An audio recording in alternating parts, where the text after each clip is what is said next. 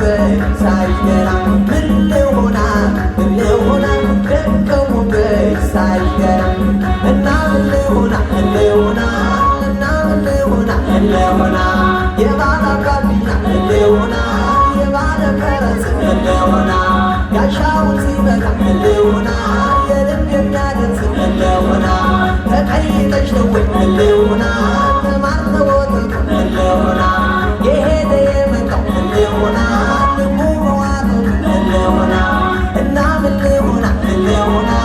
እና ምን ልሆና ምን ልሆና እንቆቅልሽ